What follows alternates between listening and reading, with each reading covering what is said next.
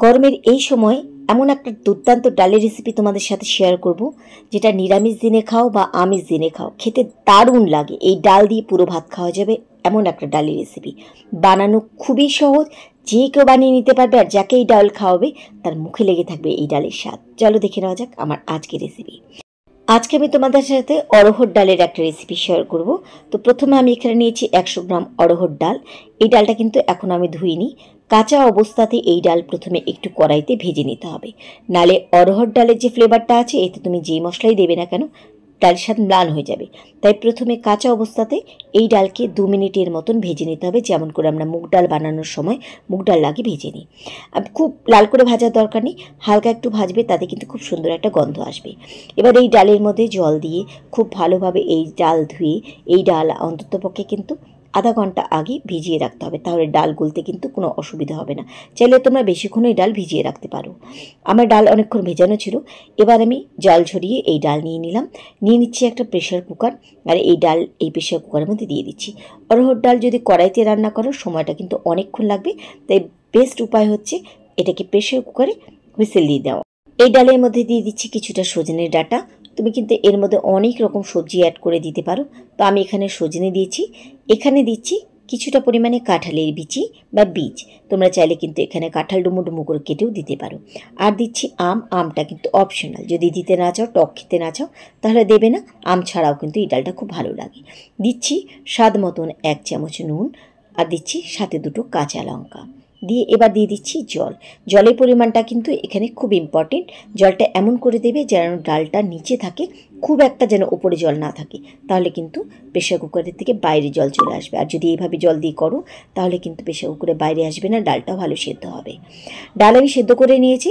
এবার আমি ফোড়ন দেওয়ার জন্য কড়াইতে নিয়েছি সর্ষের তেল। এর মধ্যে দিলাম প্রথমে 2টো শুকনো লঙ্কা ফোড়ন, সাথে দিচ্ছি 1/2 চামচের মতন গোটা জিরা। ফোড়ন প্রথমে 2 সেকেন্ডের মতন একটুখানি ভেজে নিচ্ছি। যখন লঙ্কাগুলো একদম ভালোভাবে লাল হয়ে যাবে এরকম, এবার দিয়ে দিচ্ছি 1 চামচ গ্রেট করা আদা। এবার আদা, শুকনো লঙ্কা আর জিরা প্রথমে আবারও 2 সেকেন্ডের মতো আর একটুখানি ভেজে নিচ্ছি। আদা কিন্তু এখন পোড়াবে না, হালকা করে আদা ভাজতে হবে, আদা যেন পুড়ে না যায়, তাহলে ফ্লেভারটা কিন্তু অন্যরকম হয়ে যাবে। একটু ভেজে নেওয়ার পরে এবার আমি এর মধ্যে ডাল অ্যাড করে দিচ্ছি। পুরো ডালটা আমি এর মধ্যে দিয়ে দিলাম। দেখো ডালটা কিন্তু ঘন, আর অড়হর ডাল কিন্তু একটু ঘন ঘন ভালো লাগে, তবে তোমাদের পছন্দ মতো কিন্তু তোমরা এখানে পাতলা বা ঘন করতে পারো। যদি মনে করো বেশি পাতলা খাবে তাহলে এর মধ্যে একটু জল মিশিয়ে দিতে পারো। দিয়ে দিলাম আমি আরেকটুখানি জল, কারণ ডালটা ফুটবে তাতে কিন্তু একটু কমে যাবে, তাই ভালোভাবে আমি জলের সাথে এবার একটুখানি গুলে নিলাম। এবার এর মধ্যে দিয়ে দিচ্ছি হলুদ গুঁড়ো 1/2 চামচ, সাথে দিয়ে দিচ্ছি স্বাদ মতন 1 চামচ নুন। নুনটা একটু চেক করে তোমাদের কতটা লাগবে সে বুঝে প্রয়োজন মতো দেবে। দিয়ে দিচ্ছি এর মধ্যে সামান্য পরিমাণে চিনি, যেহেতু আমরা আম দিয়েছি সেজন্য চিনি দেওয়া। আচ্ছা, আমের ক্ষেত্রে বলি, যদি আম দিতে না চাও আমটাকে বাদ দিয়ে দেবে, তাহলে তোমাদের চিনিটা তোমরা খাবে, যদি খাও দেবে, না হলে বাদ দিয়ে দিও। ভালোভাবে গুলে নিচ্ছি। এবার একটুখানি 2 মিনিটের মতন এই ডাল ফুটতে দিচ্ছি।